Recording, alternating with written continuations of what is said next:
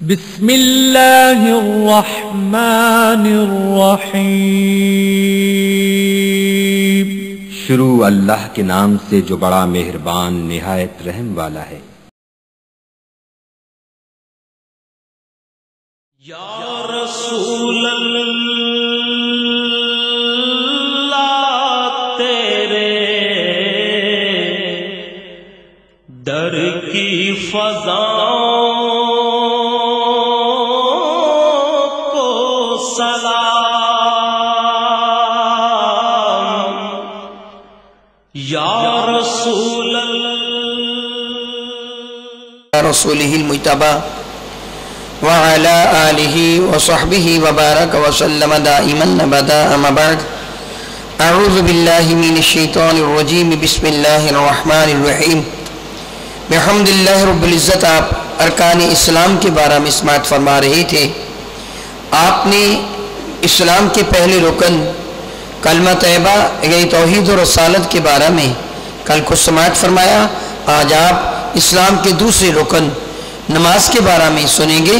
یاد رکھیے کلمہ طیبہ کے بعد سب سے اہم ترین چیز نماز ہے، سب سے اہم ترین چیز نماز ہے۔ بلکہ اگر آپ حقیقت بھی نگاہوں سے دیکھیں تو جو کوئی قرآن مجید فرقان میں سے ہدایت لینا چاہتا ہے، ہدایت کی کتاب بلا کون سی ہے؟ پھر بتا دیجئے، ہدایت کی کتاب کون سی ہے؟ قرآن مجید فرقان حمید ہدایت کی کتاب ہے۔ جو کوئی اس کتاب ہدایت سے ہدایت لینا چاہتا ہے اس کو نمازی ہونا چاہیے۔ کیا بلا اس کو نمازی؟ اپنی طرف سے کہوں تو پھر مجرم بنتا ہوں، اپنی طرف سے نہیں بلکہ اس خالق نے، اس مالک نے، اس الہ حقیقی نے اسی کتاب ہدایت کے بالکل ابتدا میں ارشاد ذیشان فرمایا، الف لام میم، حروف مقطعات میں سے، ذالک الکتاب لا ریب فیہ، یہ وہ کتاب ہے لا ریب فیہ کہ جس میں کوئی شک نہیں ہے۔ یہاں میں ایک تجوید کی بات بھی عرض کر دوں، لا ریب، اس کے آگے 3 نقطے آپ لگے ہوئے دیکھیں گے۔ لفظ لا ریب پڑھیں گے نا، اس کے آپ دیکھیں گے 3 نقطے ہیں، صلی لے کر 3 نقطے دیے گئے ہیں، اور حاشی پر معانکہ لکھا ہوا ہے۔ حاشی پر کیا لکھا ہے؟ معانکہ۔ اور آپ دیکھیں گے آگے پھر 3 نقطے ہیں۔ ایک تو یہ صورت ہے کہ یہاں آپ رک جائیں گے، لا ریب فیہ، یہاں رک جائیں گے۔ ایک یہ ہے کہ لا ریب پر رکیں گے، فیہ پر نہیں رکیں گے۔ فیہ کے آگے اور پیچھے نقطے ہیں، جو میں نے ابھی عرض کیا نا، بھلا کس طرح ہے؟ لا ریب کے بعد جیم صلی اور اس کے اوپر 3 نقطے، فیہ اس کے آگے جیم اور 3 نقطے، دونوں میں ایک جگہ رکنا ہوتا ہے اور ایک کو ملانا ہوتا ہے۔ جہاں بھی کہیں آپ قرآن مجید فرقان حمید میں یہ 3 نقطے دیکھیں گے تو یہ قریب قریب ہوں گے، نہیں ایک جگہ نہیں نقطے ہوں گے۔ کتنی جگہ ہوں گے؟ 2 جگہ، ہمیشہ 2 جگہ ہوں گے اور قریب قریب ہوں گے۔ حاشی پہ معانکہ لکھا ہوگا، اس سے مراد معانکہ کا معنی کیا ہوتا ہے؟ ایک دوسرے کے گلے ملنا، ایک جگہ ملایا جائے گا، ایک جگہ الگ کیا جائے گا، دونوں طرح معنی درست ہو جائے گا۔ اس اصول کے تحت دیکھیے میں آپ کو معنی عرض کرتا ہوں، ذالک الکتاب لا ریب، یہاں رک جائیں اور آگے پڑھ لیں فیہ ھدی للمتقین، یوں پڑھ لیجیے۔ اب معنی کیا بنے گا؟ ذالک الکتاب لا ریب، یہ کتاب وہ ہے جو شک و شبہ سے بالاتر، لا ریب کتاب ہے، یہ وہ کتاب ہے جو شک و شبہ سے بالاتر، فیہ ھدی للمتقین، فیہ اس کتاب میں ہدایت ہے متقیوں کے لیے۔ اب فیہ کو آگے ملا دیا۔ دوسری یہ صورت ہے کہ ہم روکیں گے فیہ پر، کیا پڑھیں گے؟ ذالک الکتاب لا ریب فیہ، ذالک الکتاب یہ وہ کتاب ہے لا ریب فیہ جس کتاب میں کوئی شک نہیں ہے، یعنی ہی کی ضمیر اب کتاب کی طرف لوٹے گی، آگے ہوگا ھدی للمتقین، یہ ہدایت دینے والی ہے متقیوں کو. اب معنی اس کا یہ بن جائے گا. تو میں نے عرض کیا کہ رب کریم نے فرمایا یہ وہ کتاب ہے جو شک و شبہ سے بالاتر ہے اور اس سے متقی لوگوں کو ہدایت میسر آتی ہے. اور متقی لوگ کون ہیں؟ پہلے سمجھیے قرآن سے ہدایت کن کو ملتی ہے؟ کن کو ملتی ہے؟ متقیوں کو. کن کو ملتی ہے؟ متقیوں کو. کن کو ملتی ہے؟ متقیوں کو. اور متقی کی تعریف یہ رب کائنات نے جو فرمائی اس کی پہلی صفت ہے الذین یؤمنون بالغیب. کیا ہے؟ الذین یؤمنون بالغیب. وہ لوگ ہیں جو غیب پر ایمان لاتے ہیں، غیب کے منکر نہیں ہیں. جو غیب کے منکر ہیں وہ متقی نہیں ہیں. ان کو قرآن کریم سے ہدایت میسر نہیں آ سکتی. نظر اسے آتا ہے جس کو اللہ نے بینائی کی دولت دی ہوتی ہے. جس کو بینائی کی دولت دی نہیں اسے نظر آتا نہیں. جس کو اللہ نے تقوی دیا نہیں اسے قرآن سے کوئی سمجھ آتی نہیں. جس کو قرآن سے سمجھ آتی ہے وہ صاحب تقوی ہی ہوا کرتے ہیں. یہ قرآن کریم نے فیصلہ فرما دیا. اور ان کی تعریف کیا ہے؟ وہ لوگ جو غیب پر ایمان لاتے ہیں. کیا وہ لوگ؟ اب دیکھیے وہ کیا ہے. آپ قبل ذی بحمد اللہ تعالیٰ سبحان الحمد اللہ تعالیٰ سن چکے ہیں کہ حواس خمسہ یہ 5 حصے، حصے باصرہ دیکھنے کی حص، حصے شامہ سونگنے کی حص، حصے سامعہ سننے کی حص، حصے ذائقہ چکھنے کی حص، حصے لامسہ چھونے کی حص.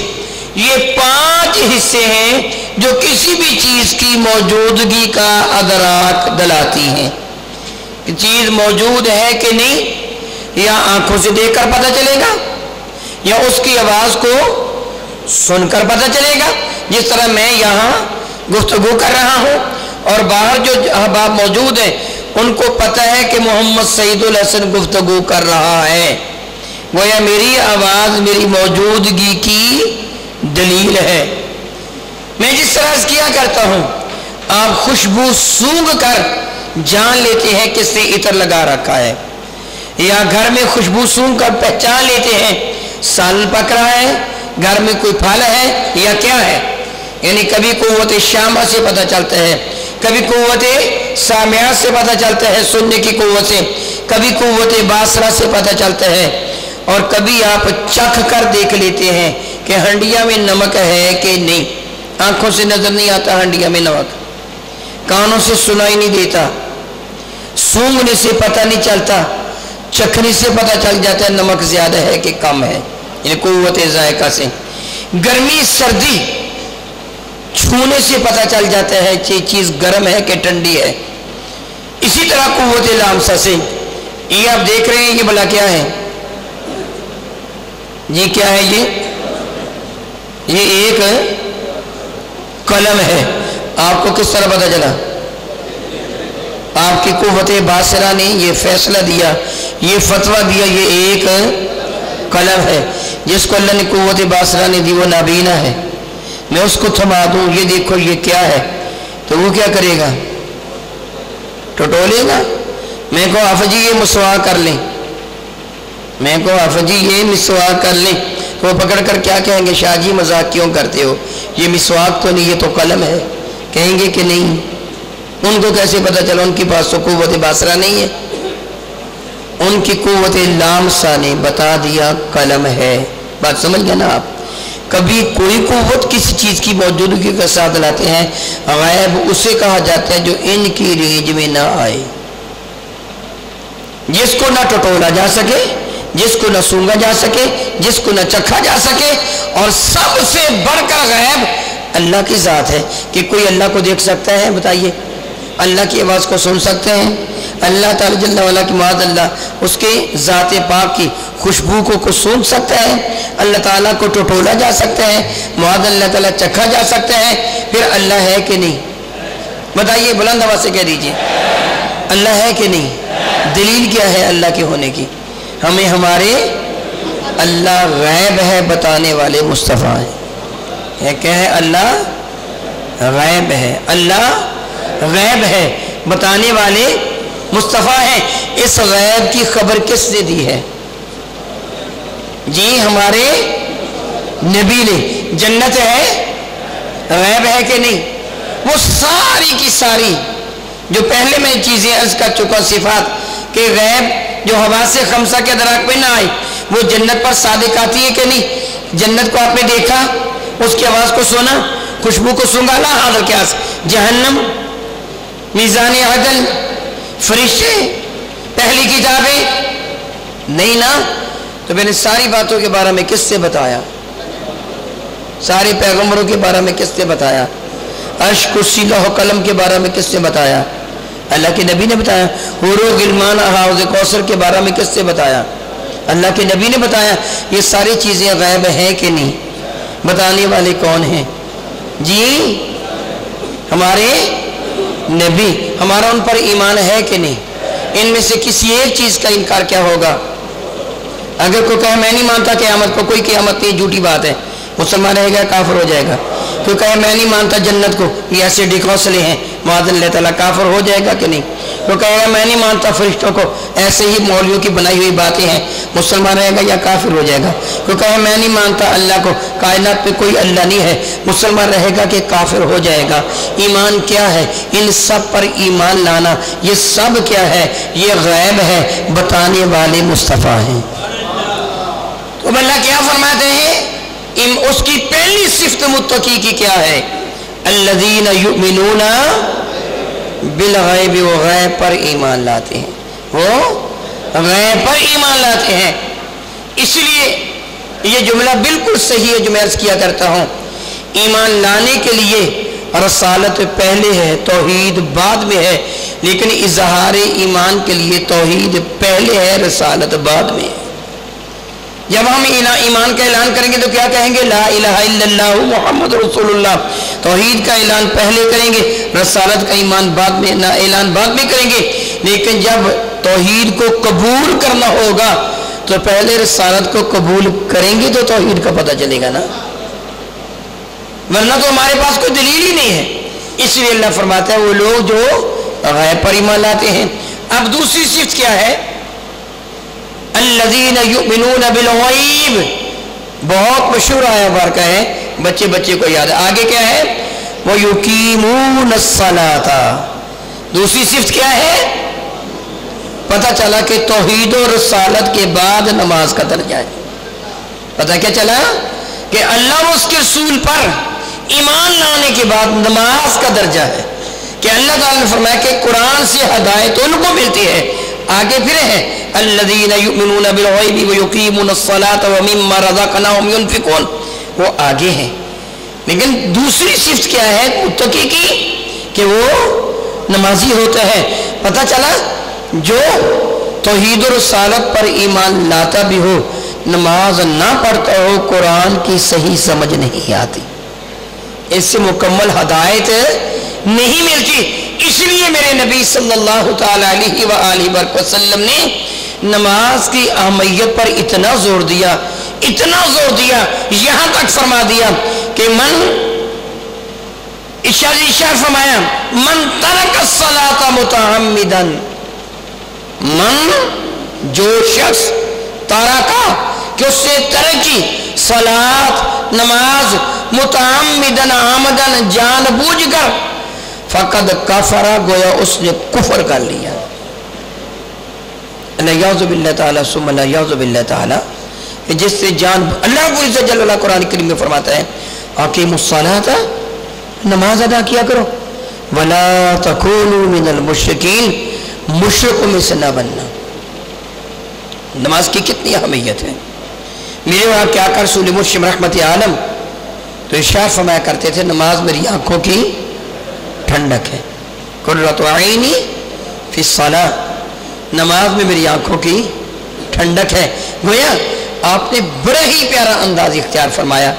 اور دعوی محبت کرنے والوں جو یہ دعویٰ کا تو ہمارے دل میں ہمارے نبی کا پیار ہے، تو میرے آقا فرماتے ہیں نماز میری آنکھوں کی ٹھنڈک ہے. تو پھر اگر نبی سے پیار ہے تو بے نمازی ہو جاؤ گے؟ ممکن ہی نہیں ہے. ممکن ہی نہیں ہے کہ پیار ہو میرے آقا سے پھر نماز نہ ادا کرے. نہیں، ایسے نہیں ہے. پیار کا تقاضا ہے. وہ جو کہا کرتے ہیں نا، وہ ایک دنیا کے ایک عاشق مجنوں کی مثال دیا کرتے ہیں. کچھ سے کہا تھا کہ میرا جسم یعنی مجھے قتل بھی کر دو، اگر لیلا کو میرا خون چاہیے تو میں اپنی جان بھی قربان کرنے کو تیار ہوں. وہ دنیا کا عاشق اپنی دنیا کی معشوقہ کی خاطر اپنی جان قربان کر دے تو اس محبوب کی خاطر نماز بھی ادا نہ کرے جو تیری خاطر غاروں میں روتے رہے، اور تو دعویٰ کرے کہ میرا ان کے ساتھ پیار ہے، محبت ہے. رب کائنات جل و علا قرآن مجید فرقان حمید میں ارشاد ذیشان فرماتے ہیں سورۃ النمل میں. رب کائنات جل و علا کا ارشاد ذیشان ہے طاسین تلک آیات القرآن و کتاب مبین. طاسین حروف مقطعات میں سے تلک آیات القرآن، یہ قرآن کریم کی آیتیں ہیں. و کتاب مبین، اس کتاب کی آیتیں ہیں جو حقائق کو کھول کر بیان کر دینے والی کتاب ہے. فرمایا ہدی و بشری للمؤمنین، یہ ہدایت بھی دیتی ہے اور خوشخبری بھی سناتی ہے. کن کو؟ للمؤمنین، ایمان والوں کو. وہ کون ہوتے ہیں؟ یقیمون الصلاۃ و یؤتون الزکاۃ وہم بالآخرۃ یوقنون. وہ نماز پڑھنے والے ہوتے ہیں، زکوٰۃ دینے والے ہوتے ہیں، قیامت پر یقین رکھنے والے ہوتے ہیں. پتہ کیا چلا؟ قرآن کریم کی ہدایت، قرآن کریم کی بشارت ان لوگوں کے لیے ہے جو پابندی کے ساتھ نماز ادا کرنے والے ہیں، زکوٰۃ ادا کرنے والے ہیں. میرے بھائی، عربی کائنات جل مجید قرآن مجید فرقان حمید سورہ بقرہ شریفہ کی 277 نمبر آیہ مبارکہ میں ارشاد ذیشان فرماتے ہیں ان الذین آمنوا وعملوا الصالحات، وہ لوگ جو ایمان لے کے آئے اور انہوں نے اعمال صالح کیے، نیک عمل کیے، میرا اللہ خبر دیتا ہے لہم اجرہم عند ربہم، ان کا اجر ان کے رب کے ذمہ کرم ہے. ان کے پروردگار نے ان کے اجر کو محفوظ فرما رکھا ہے. اور ان کی حالت کیا ہوگی؟ قبر و حشر میں لا خوف علیہم ولا هم یحزنون، نہ ان پر کوئی خوف ہوگا نہ ان پر کوئی غم ہوگا. سبحان اللہ تعالی و بحمدہ. رب کائنات جل مجید کا گویا یہ ولی ہونے کی دلیل ہے. سنیے، نماز ادا کرنے والا رب کائنات جل وعلا کے دربار مقدس میں کتنا عظیم مرتبہ پا جاتا ہے. میرے اور آپ کے آقا تاجر عرب و عجم شفیع معظم رحمت عالم صلی اللہ تعالی وسلم نے ارشاد ذیشان فرمایا جیسا کہ حدیث مبارکہ کی بڑی مشہور و معتبر کتاب صحیح مسلم میں حضرت سیدنا ابی ہریرہ رضی اللہ تعالی عنہ سے مروی ہے کہ میرے آقا نے فرمایا کہ الصلاۃ الخمس والجمعۃ الی جمعۃ ورمضان الی رمضان مکفرات لما بینہن اذا اجتنبت الکبائر. میرے نبی نے فرمایا ایک نماز دوسری نماز تک، ایک جمعہ دوسرے جمعہ تک، ایک رمضان دوسرے رمضان مبارک تک، یہ گناہوں سے معافی کا سبب بن جاتے ہیں. یہ گناہوں سے معافی کا سبب بن جاتے ہیں. انسان ہونے کے ناطے سے مجموعہ نسیان ہے. قدم قدم پہ غلطی ہو جانا، کوتاہی ہو جانا، یہ ہماری سرشت میں داخل ہے، یہ ہماری فطرت میں شامل ہے. ہم سے کوتاہی ہو جاتی ہے، غلطی ہو جاتی ہے. رب کائنات اپنے محبوب کے غلاموں پر کتنا کریم ہے، کتنا کریم ہے.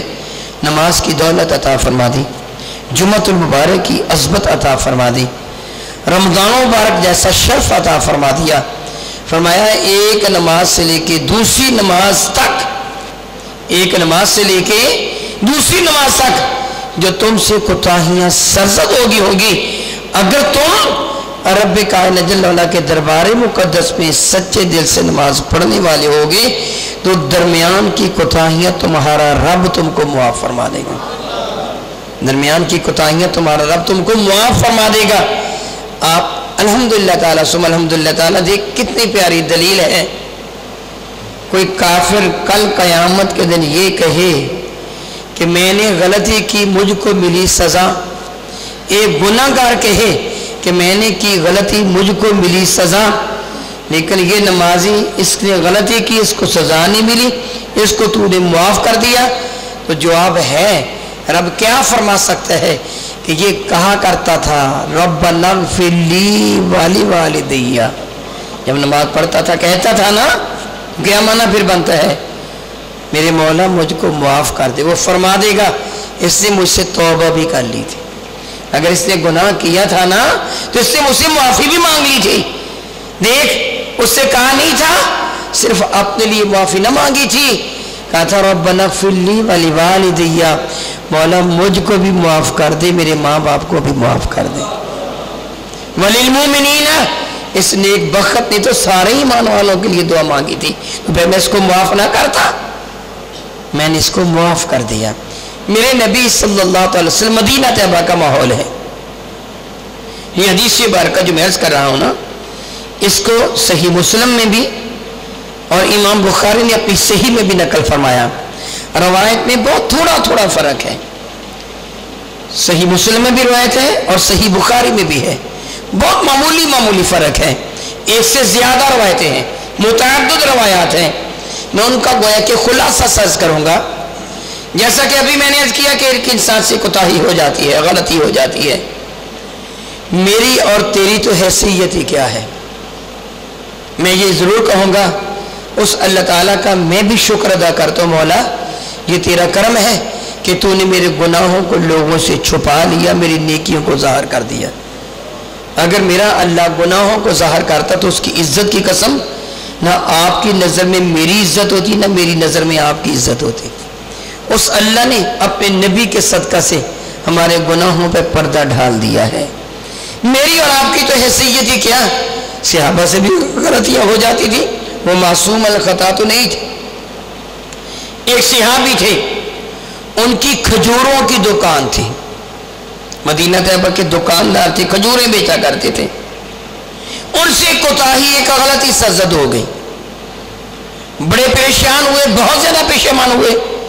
اس غلطی کے ہو جانے کے بعد ایک صحابی رسول صلی اللہ علیہ وسلم، ان سے کوتاہی ہو گئی، پریشان ہو گئے، بہت زیادہ پریشان ہو گئے. میرے نبی کے دربار مقدس میں حاضر ہوئے. ایک روایت پہ یہ ہے کہ انہوں نے نماز ظہر میرے آقا کی ابتدا میں ادا کی. صحیح مسلم کی ایک روایت پہ نماز ظہر کے اس وقت ادا کرنے کا ذکر نہیں ہے. ایک روایت پہ جس طرح میں نے کہا کہ متعدد روایات ہیں، ایک روایت پہ یہ ہے کہ انہوں نے نماز ظہر ادا کی. نماز ظہر ادا کرنے کے بعد وہ اٹھ کے کھڑے ہوئے اور عرض کیا یا رسول اللہ میں نے ایسے ایسے کر کے یہ گناہ کیا ہے. حدیث مبارکہ میں اس صحابی کے گناہ کا ذکر بھی ہے. کیا بھلا صحابی کے گناہ کا ذکر بھی ہے. لیکن اگر میں اپنے ابا کا عیب ظاہر نہ کروں، مجھے حیا آئے، تو میں اپنے نبی کے صحابی کا عیب کیوں ظاہر کروں؟ اتنا ہی کافی ہے. حدیث مبارکہ میں ہے، ضرورت تھی محدثین کو کہ وہ ذکر کرتے تاکہ لوگوں کو پتہ چل جاتا، لیکن اب ہم کیا کریں گے؟ احتیاط سے کام لیں گے. تو ان سے ایک غلطی سرزد ہوئی، وہ کھڑے ہو کر انہوں نے کہا یا رسول اللہ علیہ السلام مجھ سے یہ غلطی سرزد ہوئی ہے. سیدنا فاروق اعظم رضی اللہ تعالیٰ عنہ بھی وہاں موجود تھے. سیدنا فاروق اعظم فرمانے لگے او اللہ کے بندے، اللہ نے تیرا پردہ رکھ لیا تھا، تو نے لوگوں کے سامنے اپنے آپ کو ذلیل کر لیا، تجھے ظاہر نہیں کرنا چاہیے تھا. یہاں اتنی سی بات میں عرض کر دوں، انسان سے گناہ ہو جائے لوگوں کے سامنے ظاہر نہ کرے، کسی کو گواہ نہ بنائے، اپنے اور رب کے درمیان بات رکھے. اللہ کی عزت کی قسم ہزار نہیں گنا نہیں جا سکتا جتنی ماں سے زیادہ اللہ کریم ہے. اور تیری ایک ماں تیرے گناہ پہ پردہ ڈال لیتی ہے تو تیرا رب تو تیرے معلوم نہیں کتنے گناہوں پہ پردہ ڈال لے گا. کسی کو نہ بتا، بتانے کی اجازت نہیں ہے، لیکن اس صحابی نے بتایا تھا، لیکن بتایا کہ اس کو تھا میرے نبی کو بتایا تھا۔ اللہ نے فرمایا وَلَوْ أَنَّ ظَلْمَ أَنفُسَهُمْ جَاءُوكَ، جرم کرے تو آپ کے پاس آ جائے۔ اب نبی کو بتانا تو غلط نہیں، عام لوگوں کو نہیں بتانا چاہیے تھا۔ انہوں نے میرے آقا کے دربار میں عرض کیا تھا، فاروق اعظم نے ارشاد فرمایا اے تو نے اپنے آپ کو ذلیل کر دیا۔ میرے آقا خاموش رہے۔ وہ آدمی ایک روایت میں ہے کہ چل پڑا، میرے آقا نے اس کو آواز دی، اے فلاں بات سن۔ ایک روایت میں یہ ہے کہ میرے آقا نے اس سے سوال بھی فرمایا۔ میں نے عرض کیا نا متعدد روایات ہیں، ایک روایت میں یہ ہے حضور نے سوال فرمایا کیا تو نے میری ابتدا میں ابھی نماز ظہر پڑھی ہے؟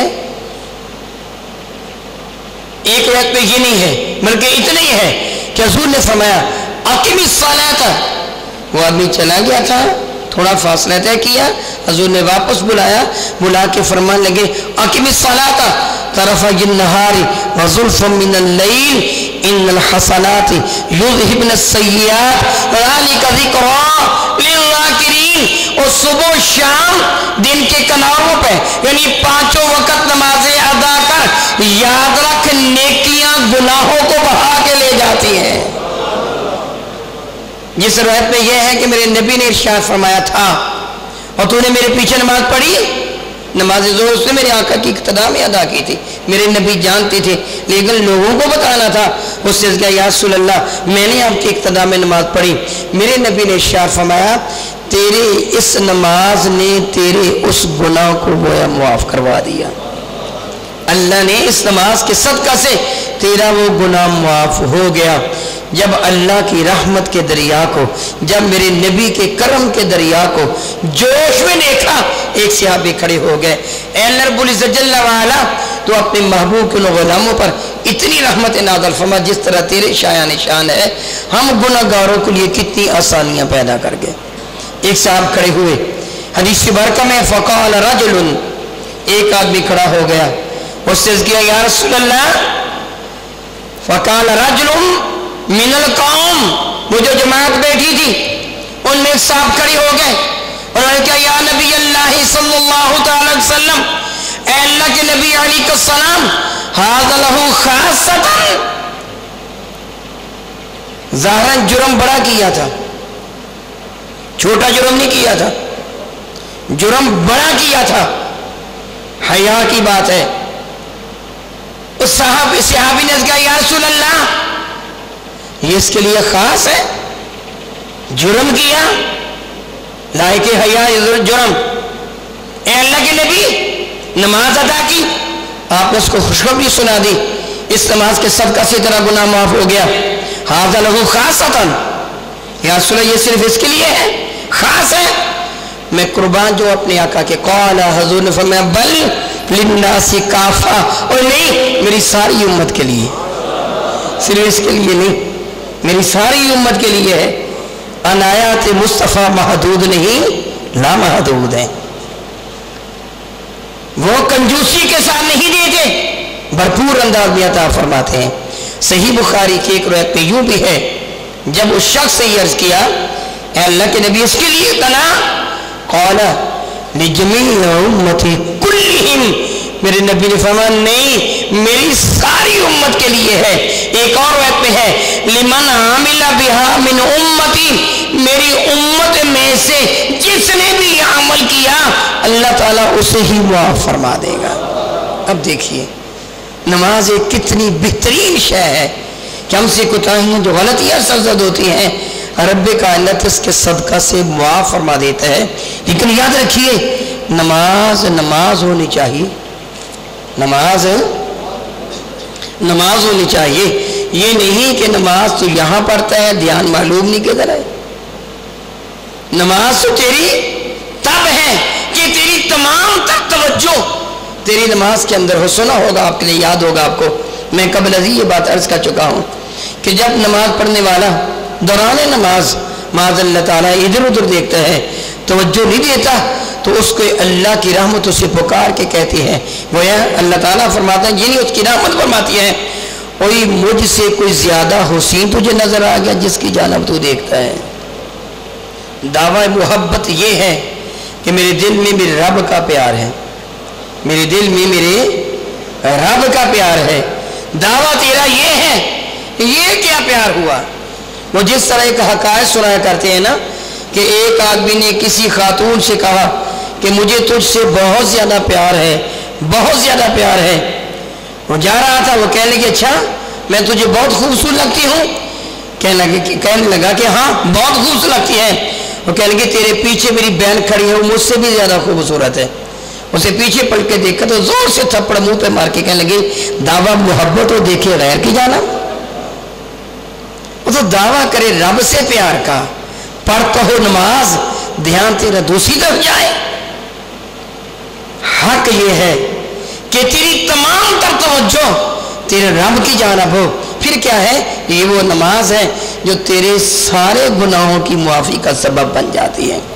میرے اور تیرے آقا رب کائنات جل وعلا کے محبوب مکرم شفیع معظم رحمت عالم صلی اللہ تعالی وسلم نے تو ارشاد فرمایا تھا، جب میرے نبی سے یہ پوچھا گیا تھا، حضور نے ارشاد فرمایا تھا اپنی امت کے بارے میں، ارشاد فرمایا تھا قیامت کے دن سارے جنتیوں کو جو اکٹھا کیا جائے گا، سارے نبیوں کے امتیوں کو جو اکٹھا کرنے کے بعد ان کی صفیں ترتیب دی جائیں گی تو صفوں کی کل تعداد 120 ہوگی۔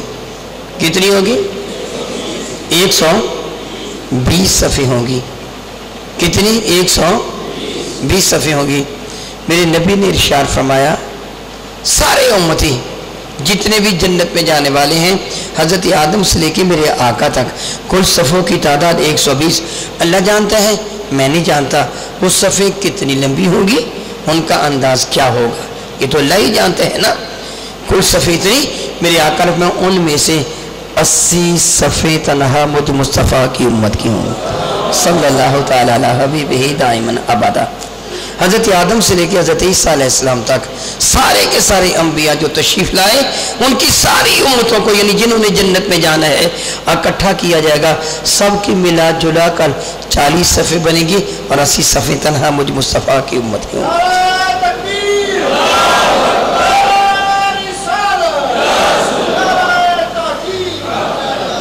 میرے آقا رسول مشرف رحمت عالم صلی اللہ علیہ وسلم سے کبھی صحابہ نے عرض کیا تھا یا رسول اللہ ارشاد فرمائیے قیامت کے دن آپ کے امتیوں کی نشانی کیا ہوگی؟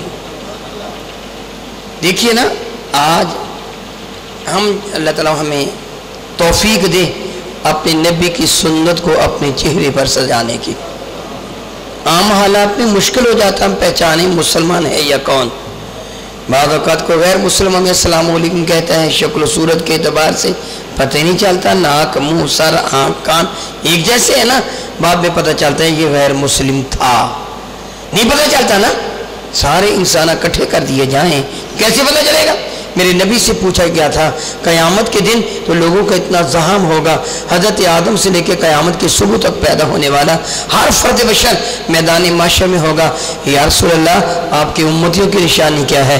تو آپ جانتے میرے نبی نے کیا فرمایا تھا صلی اللہ تعالی علی حبیبہ دائماً ابدا، میری ماں میرے باپ میرے اوصا کربا میری روح ہو جا میرے نبی کے قدموں پر قربان، فرمانے لگے میرے امتیوں کی نشانی یہ ہوگی ان کے اعضائے وضو 14ویں رات کے چاند کی طرح چمکیں گے، ان کے اعضائے وضو 14ویں رات کے چاند کی طرح چمکیں گے۔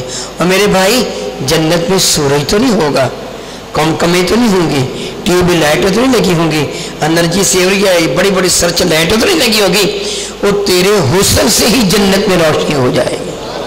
اللہ تعالیٰ تجھے اتنا حسن عطا فرما دے گا، فرمایا 14ویں رات کے چاند کی طرح اس کے اعضائے بدن چمکیں گے۔ آج تو بڑی کریمیں مل مل کر چہرے کو چمکاتا ہے، نماز پڑھ قیامت کے دن 14ویں رات کے چاند کی طرح تیرا چہرہ چمکے گا۔ چمکے گا کس کا؟ جو وضو کرے گا اسی کا چمکے گا، جو نماز پڑھے گا اسی کا چمکے گا نا، دوسرے کا تو نہیں چمکے گا۔ پھر میرے آقا نے فرمایا جس کا جتنا جی چاہے اپنے اعضائے وضو کو اسی قدر چمکدار بنا لے۔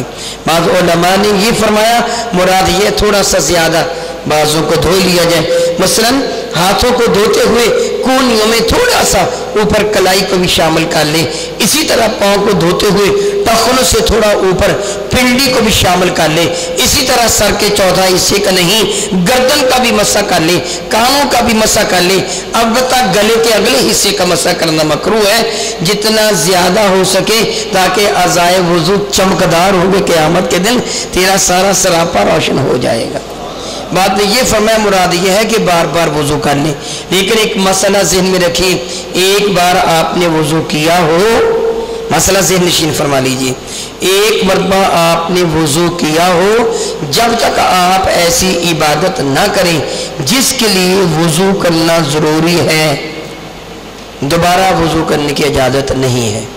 मसला फिर समझ लीजिए, अगर आपने वुज़ू किया है, अगर आपने वुज़ू कर लिया है, कर रखा है, बावुज़ू हैं, जब तक आप वो इबादत ना करें कि जिसके लिए वुज़ू करना ज़रूरी होता है, मसलन नमाज पढ़ना, अपने हाथ में पकड़कर कुरान करीम की तिलावत करना, तवाफ़ करना वगैरह वगैरह, आप बावुज़ू हो तो दोबारा वुज़ू करने की इजाज़त नहीं है कि पानी को ज़ाया करना है।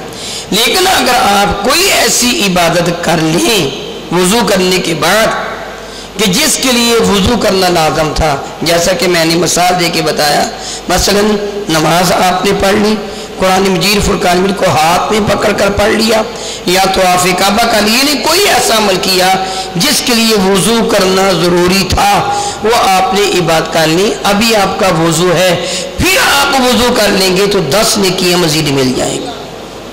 वुज़ू पर वुज़ू करने से 10 नेकियां मजीद मिल जाती हैं। लेकिन इसके लिए शर्त ये है, ये नहीं कि वुज़ू किया आपने, दोबारा फिर वुज़ू के लिए बैठ गए, फिर वुज़ू के लिए बैठ गए, बार बार पानी को ज़ाया करते रहे। नहीं, वुज़ू करने के बाद कोई ऐसा अमल कर ले कि जिसके लिए वुज़ू करना ज़रूरी हो। मैं उम्मीद रखता हूँ कि आपने मसला समझ लिया। तो बाद उलमा फरमाते हैं वुज़ू पर वुज़ू करना मुराद है कि फिर 10 नेकियों में इजाफा हो जाता है, अल्लाह ताला क़यामत के दिन चमक ज़्यादा अता फरमा देगा। मोहतरमी, आपने मुतअद्दिद मरतबा सुना, कुरान करीम इस बात की गवाही देता है कि तुम्हारे कंधों पर लिखने वाले फरिश्ते तशरीफ फरमाए, जिनको करामन कातिबीन कहा जाता है, और क़यामत के दिन इंसान का नामा अमाल इसके हाथ में थमाया जाएगा। दुआ करें, रब्बे कायनात मेरे नबी के सदक़े से हमें बग़ैर हिसाब की जन्नत अता फरमा दे, हमारा हिसाब ही ना लिया जाए। अल्लाह ताला बेनियाज है, मोहताज नहीं है। मैं मोहताज हूँ, आप मोहताज हैं, अल्लाह मोहताज नहीं है। सारी मखलूक मोहताज है, मगर मेरा अल्लाह मोहताज नहीं है। वो हिसाब ले उसकी रज़ा, ना ले उसकी मर्जी। वो चाहे तो बगैर हिसाब की जन्नत अता फरमा दे। बहरहाल क़यामत के दिन इसकी नेकियों और बदियों पर मुश्तमिल इसका नामा अमाल इसके हाथ में थमा कर कहा जाएगा, इक़रा किताबक कफ़ा बिनफ़्सिकल यौम अलैका हसीबा, अपनी करतूतों की किताब पढ़ ले, तेरी ज़िंदगी भर के अमाल का हिसाब करने के लिए तेरी ये किताब काफ़ी है। इंसान चिल्ला उठेगा, माली हाज़ल किताब ला युगादिरु फ़क़ीरतन वला कबीरा इल्ला अहसाहा, हाय हाय इस किताब को क्या हो गया, मेरी छोटी बड़ी कोई भी करतूत ऐसी नहीं मगर ये कि इस किताब में लिखी हुई है, सब कुछ लिखा होगा। फरिश्ते लिखते हैं ना, में हमारा ईमान है कि नहीं, ये भी अकीदे के साथ मुताल्लुक है। कुरान करीम फरमाता है फरिश्ते लिखते हैं कि नहीं। फिर सुनिए, सही बुखारी में हजरत सैयदना अबू हुरैरा रज़ियल्लाहु ताला से क्या मरवी है, मेरे और तेरे आका रब्बे कायनात के महबूब ताजर अरब व अजम शफी मुअज़्ज़म रहमत दो जहां सरवर आलमिया हुज़ूर अकरम सल्लल्लाहु अलैहि वसल्लम ने इरशाद ज़ीशान फरमाया, यताक़बून फ़ीकुम मलाइकतुन बिल्लैली व मलाइकतुन बिन्नहार, वो आते जाते रहते हैं फरिश्ते तुम पर। यताक़बूना, आपको याद है मैं कबल अज़ियत कर चुका, अक़ब एड़ी को कहते हैं, पिछवाड़े एक के बाद दूसरे का आना। हज़रत याकूब को याद होगा आपको, मैंने अर्ज़ किया था ऐस के बाद हज़रत याकूब पैदा हुए, वह हज़रत याकूब का सर हज़रत ऐस की एड़ियों पर था, इसलिए उनको याकूब बाद में आने वाला। आप कहते कि फलां के अक़ब में फलां है, अक़ब का माना पिछवाड़ा बाद में, यतआक़बून, मेरे आका फरमाते एक दूसरे के बाद फरिश्ते आते रहते फीकुम, तुम पर, यानी वो फरिश्ते तशरीफ लाते रहते, मलाइकतुन फरिश्ते बिल्लैली व मलाइकतुन बिन्नहार, रात के फरिश्ते भी आते हैं, दिन के फरिश्ते भी आते हैं। एक तसलसल है, एक तसलसल है, फरिश्ते आ रहे हैं जा रहे हैं, दिन के आ रहे हैं रात के जा रहे हैं, रात के आ रहे हैं दिन के जा रहे हैं। कोई लम्हा ऐसा नहीं होता जब तेरे साथ वो लिखने वाले मौजूद ना हो। लेकिन एक ही नहीं है, इनकी ड्यूटी बदलती रहती है, और बदलती कब है? सुबहान अल्लाह, मेरे नबी ने ये भी बता दिया सल्लल्लाहु तआला अलैहि हबीबिही दाइमन अबदा। मेरे आका रसूल अरबी ने इरशाद फरमाया कि यतआक़बून फीकुम मलाइकतुन, वो आते जाते रहते तुम में फरिश्ते, एक के बाद दूसरे आते जाते हैं। मलाइकतुन बिल्लैल व मलाइकतुन बिन्नहार, रात के फरिश्ते भी और दिन के भी। व यज्तमिऊन फी सलातिल फज्र व सलातिल असर, वो इकट्ठे होते हैं फजर की नमाज के वक़्त और असर की नमाज के वक़्त। कब इकट्ठे होते हैं? फजर की नमाज के वक़्त इकट्ठे होते हैं, असर की नमाज के वक़्त इकट्ठे होते हैं। फुम्मा यारजुल्लज़ीना यअतू, फिर वो अल्लाह के दरबार में हाजिर होते हैं। वो लेके फीकुम, जो तुझसे, फयसअलुहुम रब्बुहुम, उनका रब उनसे सवाल फरमाता है। हालांकि वहुवा आलमु बिहिम, वो उनसे ज्यादा जानता है, वो उनसे ज्यादा जानता है, फिर भी सवाल फरमाता है। फरमाता है कैफा तराकतुम इबादी, और मेरे फरिश्तों, मेरे बंदों के पास आए हो, बताओ तुमने मेरे बंदों को किस हाल में छोड़ा? जब तुम गए थे मेरे बंदे क्या कर रहे थे, और जब तुम्हारी ड्यूटी खत्म हुई तो वापस आए मेरे बंदे क्या कर रहे थे? फयकूलून, वो अर्ज करते हैं तरकनाहुम वहुम युसल्लून, मौला जब हम आए वो नमाज पढ़ रहे थे। ये कहने के लिए वो कहेंगे, और नमाजियों के लिए कहेंगे कि बेनमाजियों के लिए? बेनमाजियों के लिए क्या कहते होंगे? मौला वो नमाज तेरा इनकार कर रहे थे, नाफरमानी कर रहे थे, गुनाह कर रहे थे, मौला नमाज नहीं पढ़ रहे थे। लेकिन जो नमाज पढ़ने वाला है वो क्या कहते? तरकनाहुम, मौला हमने उनको छोड़ा, वहुम युसल्लून, वो नमाज पढ़ रहे थे, व आतैनाहुम वहुम युसल्लून, जब हम गए तब भी नमाज पढ़ते थे, जब आए हैं तब भी नमाज पढ़ते थे। और तेरी कितनी इज्जत बना दी तेरे रब ने। दरअसल फरिश्तों ने एतराज किया था, मौला जिनको तू पैदा करना चाहता है, जिनको तू पैदा करना चाहता है मौला ताला जल्ल व अला, जिस इंसान को, कालू अतजअलु फीहा मैं युफ्सिदु फीहा व यस्फिकु दिमा, तेरी तख्लीक पर फरिश्तों ने इतराज किया था। मौला उस इंसान को पैदा करेगा जो ज़मीन में फितना फैलाएगा, फसाद करेगा, लड़ाई झगड़े करेगा। तो अब रब उनसे पूछता है, तुम कहते थे लड़ाई झगड़ा करने वाला इंसान होगा, बताओ क्या कर रहा था? फरिश्ते क्या कहते हैं? वो जब हम गए तो क्या कर रहा था, जब हम आए तो। कल वाले फरिश्ते जब जाएंगे उनका इत्मा कब हुआ था? नमाज के वक़्त, असर के वक़्त मसलन फरिश्ते आए, आज फजर के वक़्त फरिश्ते आए। कुछ फरिश्ते आ गए जो अब तक मेरे और आपके साथ हैं, कुछ चले गए जो रात भर साथ रहे थे, रात भर की करतूतें औरों ने लिखी थी, दिन भर के अमाल और लिखेंगे। जब वो आए थे सुबह के वक़्त तो अगर नमाज पढ़ते थे, जो गए वो किस साल में छोड़ के गए, जो आए किस साल में आए? यहाँ एक पुरलुत्फ बात मैं करूँगा अल्हम्दुलिल्लाह ताला, मैं उम्मीद रखता हूँ कि आपको लुत्फ आएगा। लतीफ़े की बात है ना, लतीफ़ा लुत्फ वाली शय। कभी आपने गौर किया कि आप अहले सुन्नत अहले जन्नत फजर के वक़्त भी दुरूद पाक पढ़ते हो, असर के वक़्त भी पढ़ते हो, और पढ़ते हो कि नहीं पढ़ते? जब नमाज जमात हो जाती है ना, हर नमाज के बाद ज़रूरी नहीं पढ़ते, لیکن جب فجر کی نماز ہو جاتی ہے تو پھر کیا کرتے ہو؟ تسبیح و تحلیل کرنے کے بعد امام صاحب بیٹھ جاتے ہیں مقتدی کی طرح منہ کر کے اور سارے نبی کے دربار میں درود پڑھنا شروع کر دیتے ہیں. اور جب عصر کا وقت ہوتا ہے تب بھی ایسے ہوتا ہے. پھر فرشتے کیا کہتے ہوں گے؟ مولا تیری نماز پڑھتے تھے، تیرے نبی پر درود پڑھتے تھے، یہی کہیں گے نا. اور پھر جب تو قیامت کے دن اگر اللہ تعالیٰ نے بالفرض تجھے تیرا نامہ اعمال تھمایا بھی، اس کی رحمت سے امید ہے بغیر ہی نامہ اعمال دیے ایسے ہی معاف کر دے گا، کریم ہے نا. لیکن تیرا نامہ اعمال دیا بھی، تجھے تھمایا بھی، تو جس بھی صفحے کو کھولے گا سرے نامہ کیا لکھا ہوگا؟ درود پاک لکھا ہوگا. صفحے کے آخر میں کیا لکھا ہوگا؟ درود لکھا ہوگا. تو رب نے وعدہ کر دیا، محبوب ان کو بتا دو، کہہ دو، من صلی علیہ مرہ صلی اللہ علیہ عشر مرہ، جو مجھ پر ایک مرتبہ درود پڑے گا اللہ تعالیٰ اس پر 10 مرتبہ رحمت نازل فرما دے گا. تو بتا پھر تیری بخشش کا بہانہ بن گیا کہ نہیں بن گیا؟ گویا نماز پابندی کے ساتھ پڑھ.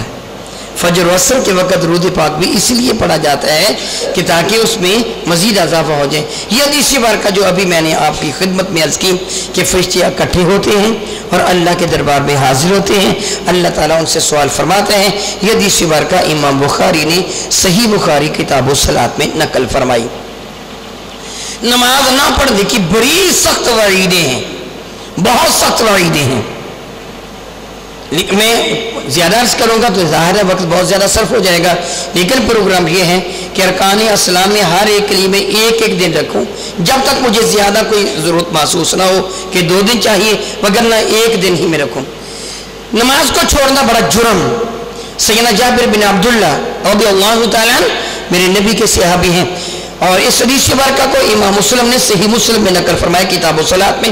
وہ فرماتے ہیں کہ قال رسول اللہ صلی اللہ علیہ وسلم، اللہ تعالیٰ کے نبی نے ارشاد فرمایا، بین العبد و بین الکفر ترک الصلاۃ، بندے اور کفر کے درمیان جو حد فاصل ہے نا وہ نماز کو ترک کرنا ہے. کیا ہے؟ نماز کو کیا ہے؟ نماز کو ترک کرنا ہے. ضمناً بات آ گئی. ایک دفعہ کا ذکر ہے مولانا محمد عمر اچھروی رحمت اللہ تعالی علیہ. کون بالا؟ مولانا محمد عمر اچھروی رحمت اللہ تعالی علیہ. ان کا مناظرہ ایک بے دین کے ساتھ ہو رہا تھا. مجھے ضرورت نہیں کسی کا نام لینے کی، اور وہ بہت زیادہ خبیث الطبع انسان. وہ ایک ٹیبل پہ بیٹھے روزانہ ہی گفتگو کیا کرتے تھے. طریقہ مناظرہ بعض اوقات یہ ہوتا ہے کہ 15 منٹ ایک کو گفتگو کو ملتے ہیں، پھر 15 منٹ دوسرے کو، پھر 15 منٹ پہلے کو، پھر دوسرے کو. اس طرح گھنٹہ 2 گھنٹے تک گفتگو تھی. پھر ٹھیک ہے جی فیصلہ نہیں ہوا، اب کل صحیح اٹھ کے چلے جاتے، اگلے دن پھر آ جاتے. یہ ہوتا جی اتنے دن مناظرہ ہوتا رہا. یہ معنی نہیں ہوتا کہ دن رات ہوتا رہا. تو مناظرہ ہو رہا تھا. ایک دن جو بیٹھے نا ٹیبل پر، ایک طرف مولانا محمد عمر اچھروی بیٹھ گئے، دوسری طرف وہ بیٹھ گیا. تو بیٹھتے کہنے لگا، مولوی جی سنی تو سور سے کتنا فرق ہوتا ہے؟ سوال جو کیا آپ نے سن لیا نا، منہ پھٹ تھا، اس لیے میں نے اس کے لیے لفظ خبیث کہا ہے. وگرنہ بلا وجہ کسی کو خبیث کہنے پر 80 کوڑے سزا ہے. بلا وجہ کسی کو خبیث کہنے پر الزام ہے نا، جو کسی پر الزام خبث لگائے، خباثت کے الزام لگائے، اس کو سزا ملتی ہے. اور الزام لگانے والے کو بعد اوقات 80 کوڑے تک سزا ملتی ہے، 20 کوڑے سے لے کے 80 کوڑے تک. میں نے اس کے لیے خبیث کہا اس لیے کہ یہ دیکھیں جملہ کیا کہیں گا، مولوی جی سنی تو سور سے کتنا فرق ہے؟ مولانا محمد عمر اچھروی کو اللہ تعالیٰ نے فوراً ہی فہم عطا فرمایا. تو آپ نے ماپنا شروع کر دیا گٹھوں کے، 1 2 3 4 5. کہنے لگے 5 گٹھوں کا فاصلہ ہے، ادھر سنی ہے ادھر سور ہے. کہنے لگے 5 گٹھوں کا فاصلہ ہے، زیادہ فاصلہ کوئی نہیں. ادھر سنی ادھر. حضرت میں عرض کر رہا تھا بہرحال مسلمان اور کافر کے درمیان فاصلہ کیا ہے؟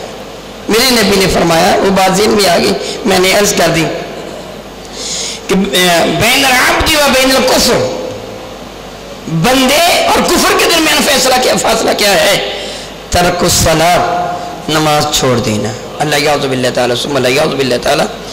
اس سے بھی بڑھ کر سنیے, سیدنا عبداللہ بن عامر بن عاص سے یہ حدیث مبارکہ مروی ہے جس کو امام احمد نے, امام دارمی نے, امام باقی نے بھی شعب الایمان میں نقل فرمایا. صاحب مشکات نے ان کے حوالہ سے مشکات المصابیح کی کتاب الصلاۃ میں نقل کیا. حدیث برکہ کے الفاظ سنیے, انسان لرز جاتا ہے. ان عبداللہ بن عامر بن عاص رضی اللہ تعالی عنہ عن النبی صلی اللہ تعالی علیہ وسلم انہو ذکر الصلاۃ یوما. سیدنا عبداللہ بن عامر بن عاص کہتے ہیں ایک دن کا ذکر ہے, اللہ کے نبی صلی اللہ علیہ وسلم نے نماز کا ذکر فرمایا. فقال, حضور نے فرمایا, من حافظ علیہا, جس کسی شخص نے اپنی نمازوں کی حفاظت کی. دو معنی بنتے ہیں, پابندی سے نماز ادا کرتا رہا. دوسرا معنی, نماز کو ضائع نہیں ہونے دیا. نماز پڑھی لیکن نماز کو محفوظ رکھا, ضائع نہیں, کسی پر ظلم کر کے, تشدد کر کے, کسی کا مال کھا کر. آپ جانتے ہیں 3 درہم کے بدلے 700 نماز کا ثواب دینا پڑے گا. ٹھیک جانتے ہیں نا آپ, دہرانے کی ضرورت ہے. میرے نبی نے ارشاد فرمایا صلی اللہ تعالیٰ بی دائما ابدا, من حافظ علیہا, جو اس کا محافظ بنا, جس سے اپنی نماز کی حفاظت کی. حفاظت کے 2 معنی, ایک پابندی سے نماز ادا کرتا رہا, کبھی درمیان میں ترک نہ کی. قائم کا یہی معنی ہوتا ہے. بعض سوال کرتے ہیں نماز کو قائم کرنے کا حکم ہے, قائم کا یہی معنی. زکوٰۃ ادا کرنے کا حکم ہے کہ نہیں بتائیے؟ زکوٰۃ ادا کرنے کا حکم ہے کہ نہیں؟ رمضان کے روزوں کا حکم ہے کہ نہیں؟ حج ادا کرنے کا حکم ہے کہ نہیں؟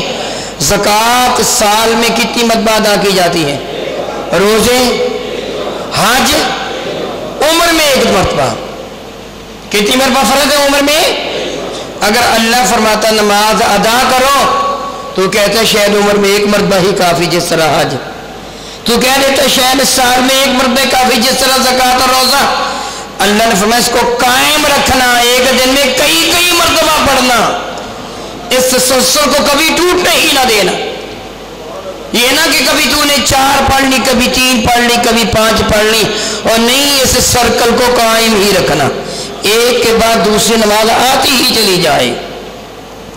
تو میں عرض کر رہا تھا, میرے نبی نے فرمایا جس نے نمازوں کی حفاظت کی, کانت لہو نورا, یہ نماز اس کے لیے قیامت کے دن نور بن جائے گی. یہ نماز قیامت کے دن اس کے لیے کیا بن جائے گی؟ نور بن جائے گی. میرے بھائی نماز تو نماز رہی نا.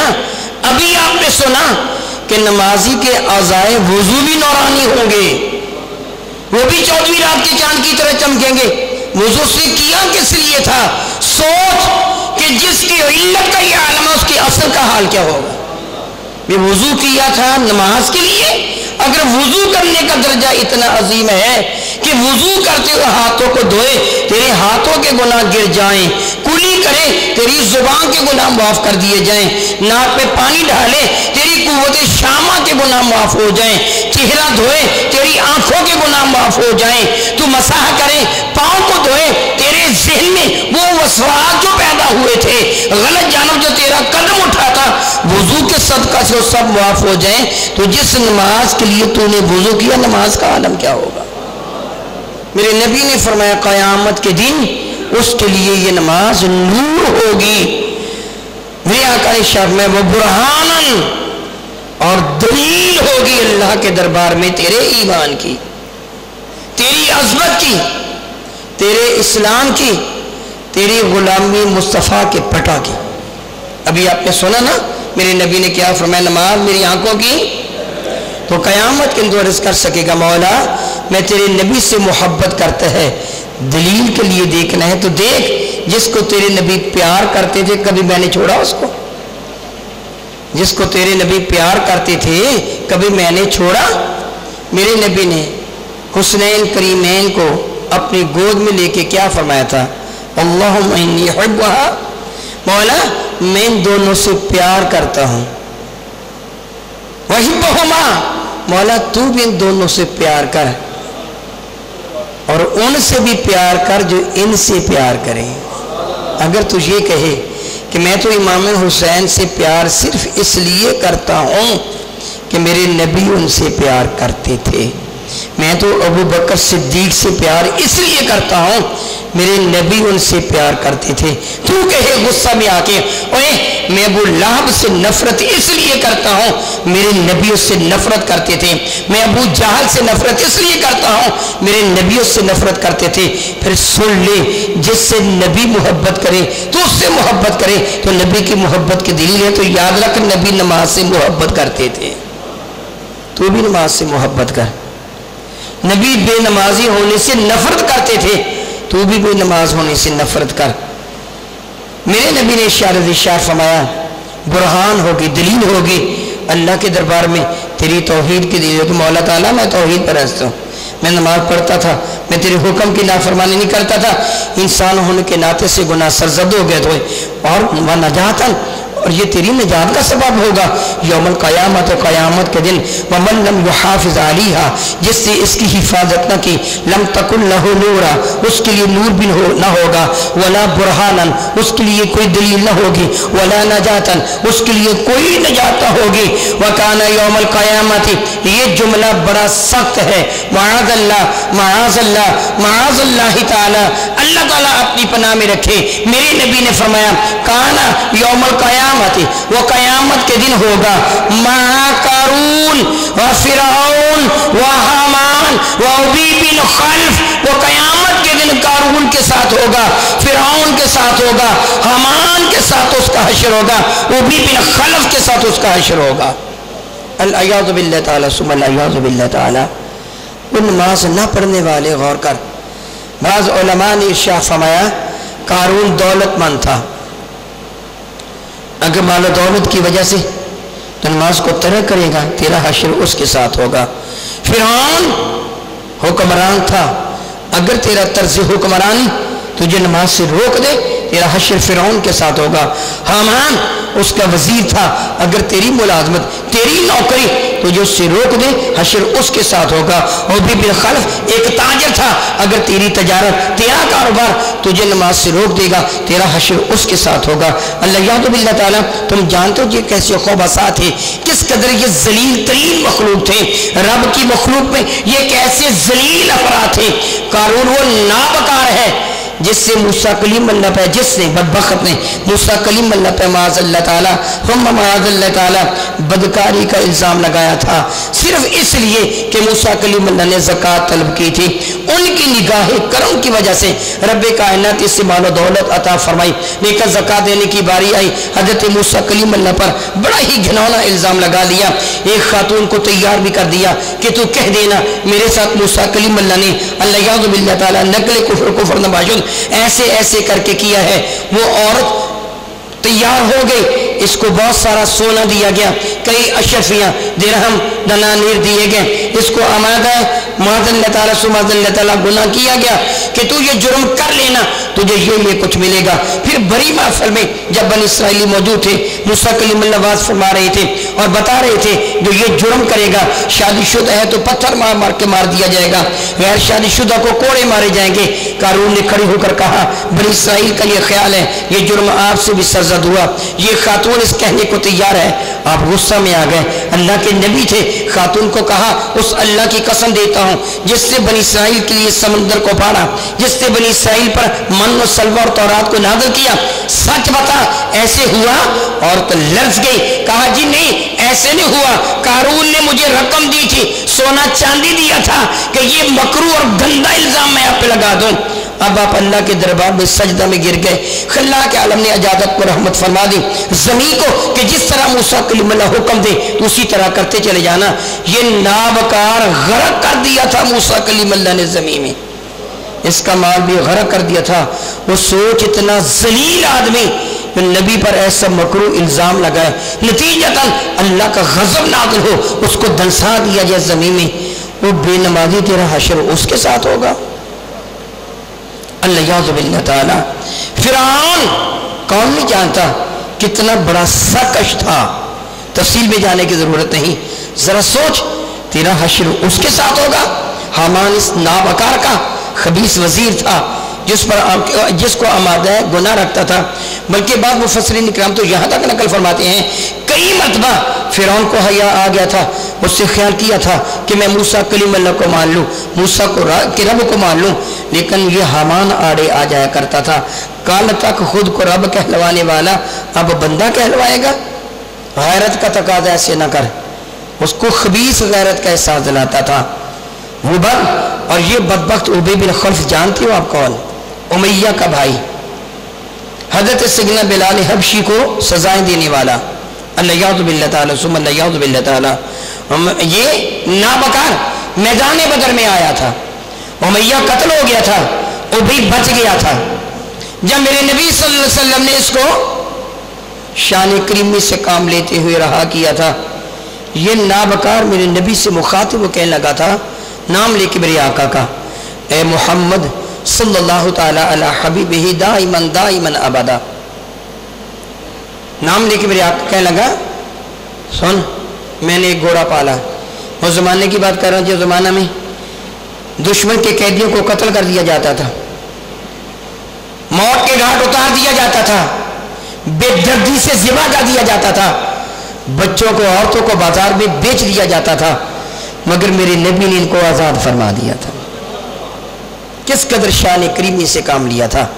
چاہیے تو یہ تھا کہ یہ سارے کے سارے کلمہ طیبہ پڑھ کر میرے نبی کے دامن کرم میں پناہ لے لیتے, مگر اس نابکار نے میرے آقا کو مخاطب ہو کے کہا حضور کا نام لے کر کہنے لگا میں نے ایک گھوڑا پالا ہے اور روزانہ اس کو میدانہ دوں گا, اور اس گھوڑے پر سوار ہو کر میں تجھ کو معاذ اللہ قتل کروں گا. دھمکی دی میرے نبی کو. جرأت اسے اس لیے ہوئی کو جانتا تھا یہ اپنی ذات کے لیے اتنی جلدی انتقام نہیں لیتے. اللہ نے میرے نبی کی زبان سے نکلوا دیا نہیں تو جھوٹا ہے, بلکہ جب اس گھوڑے پر تو سوار ہوگا میں تجھ کو قتل کروں گا. یہ اللہ نے میرے نبی کی زبان سے نکلوا دیا. میدان احد میں یہ اپنے گھوڑے کو کداتا ہوا آیا. یہ نہیں آنا چاہتا تھا, میدان جنگ میں نہیں آنا چاہتا تھا, اس کو غیرت دلائی گئی, آ گیا, اپنے گھوڑے کو کدا رہا تھا, میرے نبی کے مقابلہ میں آیا اور للکارا. تو سرکار دو جان نبی محتشم رحمت کون مکہ کے غلام ہمراہ ہی مصطفیٰ کریم تھے. انہوں نے خیال کیا اس نابکار کو آگے بڑھ کے روکا جائے. میرے آقا نے منع فرما دیا نہیں, اس کا مقابلہ میں کروں گا. غلاموں نے کہا نہیں یا رسول اللہ اس نابکار کو واصل بھی جہنم ہم کر دیتے ہیں. میں نہیں, میں نے کہا تھا. ان کے منہ سے جو نکلی وہ بات ہو کے رہی. سیدنا زبیر بن عوام میرے آقا کے پہلو میں کھڑے تھے. آپ نے اسے حربہ پکڑا. حربہ چھوٹے نیزے کو کہتے ہیں جس کو آدمی اپنے ہاتھ سے پھینکتا ہے. حربہ پکڑا اور حربہ پکڑ کر اس کی جانب پھینکا. وہ حربہ اس کی جانب چلا, کان اور کندھے کے درمیان اس کی گردن پر ہلکی سی خراش لگا کر وہ حربہ گزر گیا.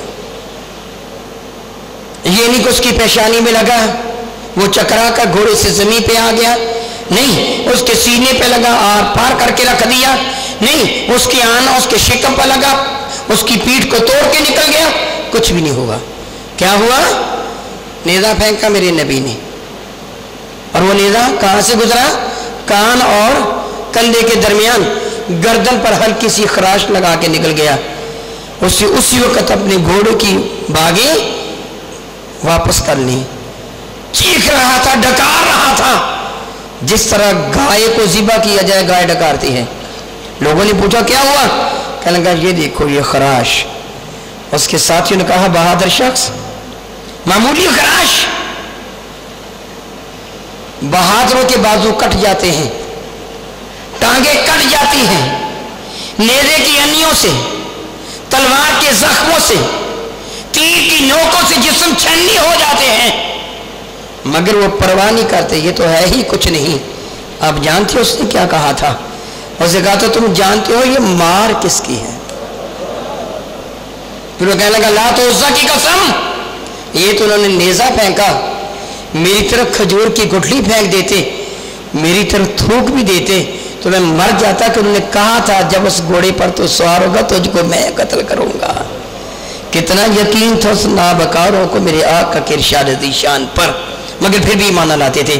یہاں ایک بات قابل اور ہے, میرے نبی کے لیے کوئی یہ نہ سمجھ لے جو کچھ میں نے ابھی عرض کیا کہ نیزہ پھینکا, کان اور گردن کندھے کے درمیان سے گزرا، یہ نہ سمجھے حضور کا نشانہ خطا گیا۔ اور میرے بھائی نہیں، یہ تو قریب میدان میں چند گز کے فاصلے پر تھا۔ میرے نبی انگلی کا اشارہ کرے تو چاند سینہ چیر کے رکھ دیتا۔ نشانہ تو بڑا پکا ہے، نشانہ تو خطا نہیں کرتا، نشانہ تو آسمانوں پر بھی لگ جاتا ہے، چند فٹ کے فاصلے پر ہی لگ سکتا تھا۔ اور نہیں، اگر اس کی پیشانی میں نیزہ لگتا، کل کوئی کہہ دیتا نیزے کے زخم سے مر گیا، بھیجا اڑ گیا تھا، سینے پہ نیزہ لگتا تو کہہ دیتا دل چر گیا تھا، پیٹ پہ نیزہ لگ کے کمر کو چیر کے نکل دیتا جاتا تو کہتا پیٹ کی ہڈی جو ٹوٹ گئی تھی، گرنا ہی تھا۔ رب بتانا چاہتا تھا مارا نیزہ نے نہیں، مصطفیٰ کی مار نے مارا ہے۔ نیزہ قریب سے گزرا خراش لگا کے، یہ اپنی قوم میں گیا اور بتا رہا تھا، بتاتا بتاتا چکرا کے نیچے گرا اور تڑپتا ہوا مر گیا۔ یہ کون ہے؟ واحد کافر جو میرے نبی کے ہاتھوں قتل ہوا۔ یہ بھی ایک جنرل نالج کا سوال سمجھ لیجئے، ایک کافر ہے جس کو میرے نبی نے قتل کیا، وہ یہ بدبخت ہے جو نماز نہیں پڑھتا۔ میرے نبی فرماتے قیامت دن اس کے ساتھ اٹھے گا۔ اب دیکھ تیرا ٹھکانہ کیا ہے؟ اب سوچو میرے بھائیوں، میرے بزرگوں، میری بہت عزت والی مائی بہنوں، بہو بیٹیوں، کیا اب بھی نماز نہ پڑھو گے؟ ممکن ہے کسی آدمی کے لیے، ایک ایمان والے کے لیے، کہ وہ اتنا کچھ جانے سنی اور پھر کہے کہ چلو کوئی بات نہیں میں نماز نہیں پڑھتا؟ نہیں، سب کو چھوڑ دے لیکن نماز نہ چھوڑ، کام چھوڑ دے، کام چھوڑ دے۔ کوئی راضی ہوتا ہے تو ہو، ناراض ہوتا ہے تو ہو لینے دے، اپنے اللہ اور اپنے رسول کو ناراض نہ کر۔